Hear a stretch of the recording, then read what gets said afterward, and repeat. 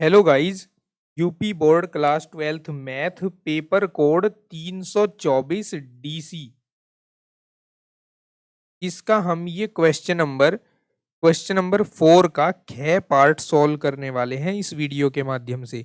इसमें हमें x x Y अक्ष और जेड अक्षों के द्विक कोसाइन पूछे गए हैं। क्वेश्चन नंबर ग को भी हम इसी वीडियो के इसी पार्ट में सॉल्व करेंगे और क्वेश्चन नंबर घ को भी हम वीडियो के इसी पार्ट में सॉल्व करने वाले हैं।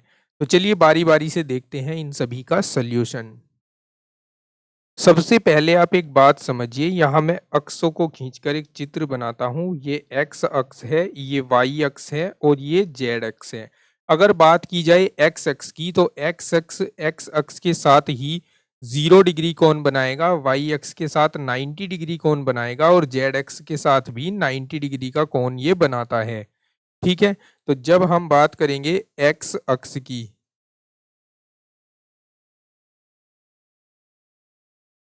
तो यहाँ एक्स एक्स के साथ बना कोण जिसको हम अल्फा से रिप्रेजेंट करते हैं वो 0 है और वाई एक्स के साथ बनाया गया कोण किसके द्वारा, एक्स एक्स के द्वारा वाई एक्स के साथ बनाया गया कोण 90 डिग्री यहाँ है और जेड एक्स के साथ बनाया गया कोण गामा होता है, वो भी जेड एक्स के साथ बनाया गया कोण भी यहाँ 90 डिग्री है जो एक्स एक्स जेड एक्स के साथ बना रही है। तो अब अगर हम इसकी द्विक कोसाइन लिखें तो द्विक कोसाइन होती हैं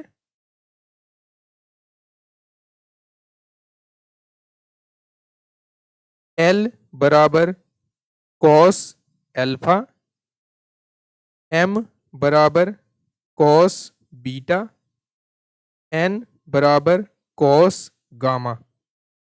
अर्थात एल बराबर आ जाएगा कॉस 0 डिग्री, एम बराबर आ जाएगा कॉस 90 डिग्री, एन बराबर आ जाएगा कॉस 90 डिग्री।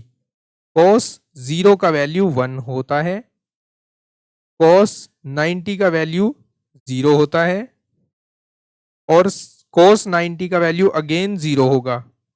तो x अक्ष की द्विक कोसाइन हो जाएगी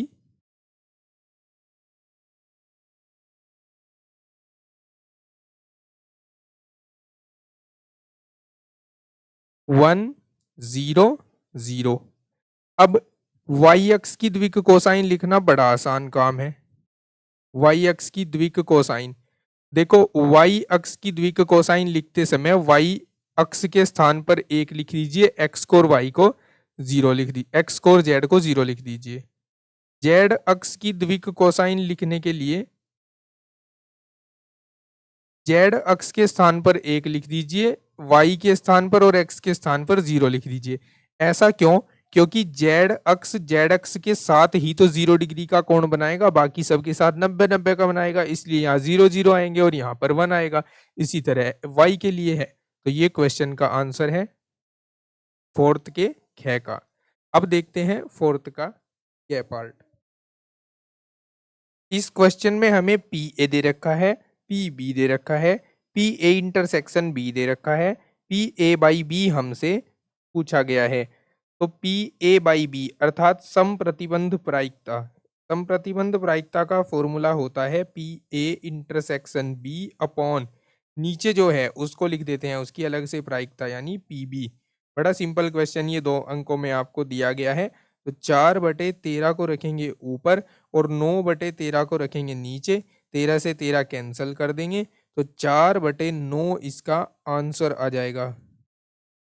ठीक है, नेक्स्ट क्वेश्चन जो हमें फोर्थ का घ दिया हुआ है 2 अंकों में, वो है integration cos square x D x. इसको कैसे करते हैं?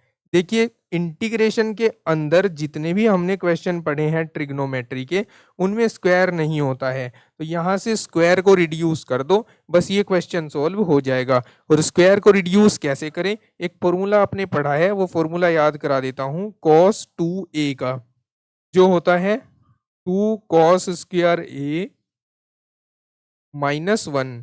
अगर मैं यहाँ से cos स्क्वायर a का वैल्यू ज्ञात करूं तो ये होगा, ये 1 इधर आकर जुड़ जाएगा, 1 प्लस cos 2a और ये वाला 2 बटे में आ जाएगा।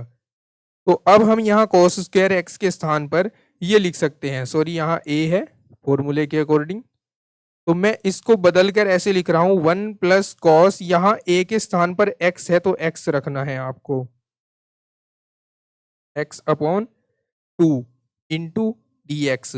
अब इसको सेपरेट सेपरेट ऐसे लिख लो 1/2 plus 1/2 cos 2x into D x.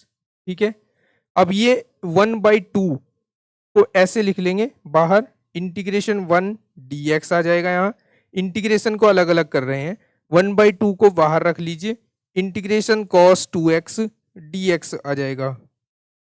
Okay,